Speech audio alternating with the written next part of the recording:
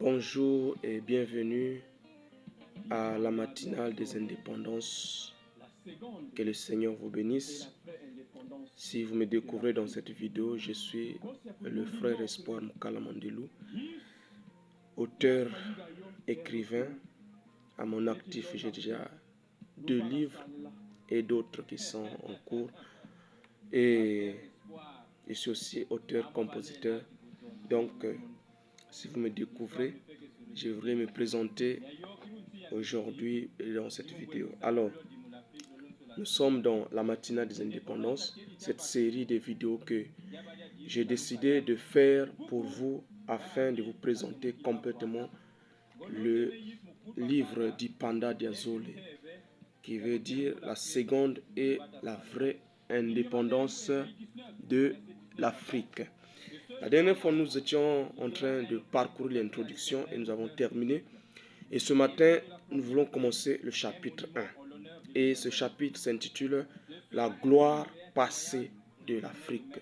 La gloire passée de l'Afrique. Il est important de comprendre ce que l'Afrique était avant de pouvoir envisager de se battre pour la seconde et vraie indépendance. Alors, je commence ici dans le chapitre 1, la gloire passée de l'Afrique. Écoutons. L'Afrique est reconnue par le monde entier comme étant le berceau de l'humanité. Les scientifiques du monde entier sont d'accord pour affirmer cela, mais pas seulement les scientifiques, car si notre témoignage se basait simplement sur les dires des scientifiques, il serait très peu glorieux. Ce témoignage selon lequel l'Afrique est le berceau de l'humanité, nous le tenons de par la parole de celui qui est infaillible, c'est-à-dire le Dieu Tout-Puissant. La Bible, la parole de Dieu, déclare dans le livre de Genèse au chapitre 2, « Puis l'Éternel Dieu planta un jardin en Éden, du côté de l'Orient, et il y mit l'homme qu'il avait formé. L'Éternel fit pousser du sol des arbres de toute espèce, agréables à voir et bons à manger, et l'arbre de la vie au milieu du jardin, et l'arbre de la connaissance du bien et du mal. Un fleuve sortait d'Éden pour arroser le jardin, et de là il se divisait en 4 bras. Le nom du premier est Pichon, c'est celui qui entoure tout le pays de Havila où se trouve l'or. L'or de ce pays est pur. On y trouve aussi le béllium et la pierre d'onyx. Le nom du second fleuve est Guillon. C'est celui qui entoure tout le pays de Couche. Genèse chapitre 2, versets 9 à 14. Alors vous allez me poser certainement la question, pourquoi, frère Espoir, tu as mis ce passage de l'Écriture pour justifier, pour parler de la gloire passée de l'Afrique? J'ai mis ce passage de l'Écriture pour nous montrer ici une vérité qui est cachée dans la parole de Dieu, selon laquelle le jardin d'Éden même était en Afrique. C'est pourquoi on parle de l'Afrique qui est le berceau de l'humanité. Donc, ce verset nous explique, nous montre que ce que les scientifiques ont dit corrobore ce que la Bible avait déjà dit. Et la Bible et la science, les deux sont d'accord pour confirmer que l'Afrique est le berceau de l'humanité et que c'est ici en Afrique que la vie a commencé, que la civilisation a commencé, que tout a commencé avec l'humanité. Alors, je continue si on dit, si nous pouvons faire attention à cette écriture de vérité, il y a 4 fleuves qui sont décrits.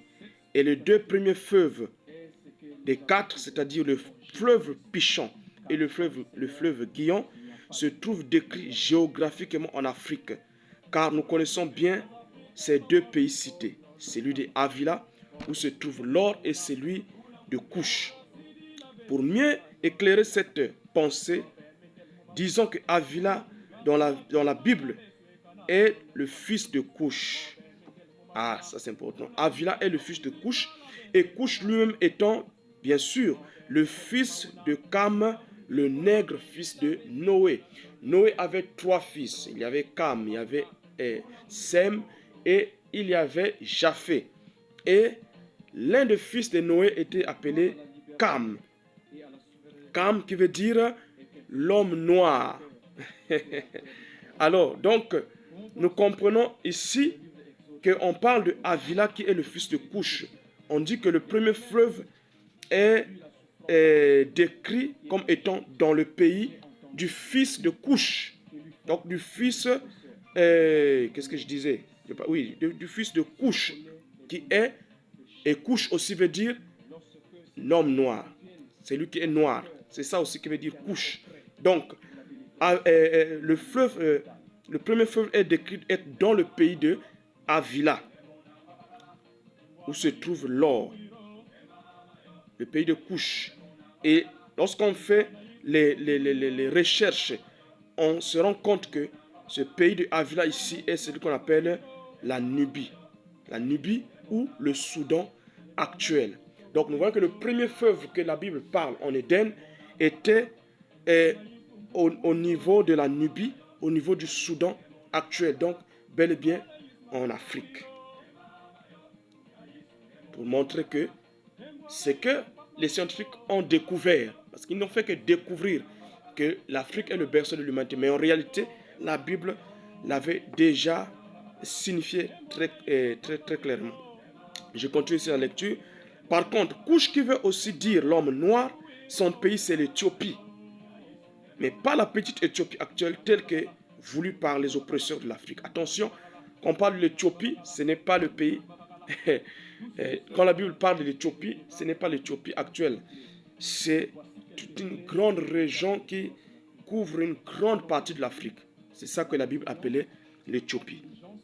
Et il dit, vous pouvez trouver cette généalogie dans le chapitre 10 du livre de la Genèse. Pour nous, nous allons nous contenter de se dire pour affirmer que déjà, ces deux premiers fleuves mentionnés dans la Genèse se trouvent bel et bien en Afrique. D'où nous pouvons conclure que le jardin d'Éden s'y trouvait. Se trouvait bel et bien en Afrique. Nous pouvons conclure que le jardin d'Éden s'y trouvait et par conséquent, l'Afrique est bel et bien le berceau de l'humanité. Ça, c'est la première vérité que j'affirme dans ce premier chapitre où je parle de la gloire passée de l'Afrique. C'est que d'après la Bible et aussi d'après les scientifiques, l'Afrique est bel et bien le berceau de l'humanité. Maintenant, ce n'est pas seulement que la Bible et les scientifiques le confirment. Mon père spirituel, le prophète William Aaron Branham aussi, va le confirmer et j'ai mis une note ici. Il dit, par ailleurs, l'homme de Dieu charismatique et prophétique que nous avons reçu au XXe siècle, le prophète William Marion Branham, appuie cette pensée en affirmant ceci. Finalement, quand il eut terminé, et finalement, le quartier général de la terre a été établi dans un lieu magnifique situé à l'est de l'Égypte, appelé le jardin d'Éden. Dieu a établi le quartier général du monde en Égypte, c'est-à-dire à l'extrémité est du jardin que se trouvait le quartier général. Ça veut dire en Afrique. Et nous voyons ici que l'homme de Dieu, le prophète William Aaron Branham, est un grand prophète, l'un des plus grands prophètes qui ait foulé la terre sur la terre et foulé le pied sur la terre, confirme que l'Afrique était bel et bien le berceau de l'humanité. Alors, vous comprenez que par là que c'est une vérité profonde. Ça veut tout dire. Et ça veut dire beaucoup de choses et tout à la fois. Si l'Afrique est le berceau de l'humanité, si l'Afrique est le départ de toute vie sur la terre, alors l'Afrique ne peut pas être n'importe quel continent. C'est que l'Afrique a quelque chose de grand à jouer dans le plan de Dieu. Nous allons continuer, nous allons poursuivre cette vérité-là dans les vidéos qui suivent et je vais couper ici. Je vous dis à la prochaine et à très bientôt. Merci.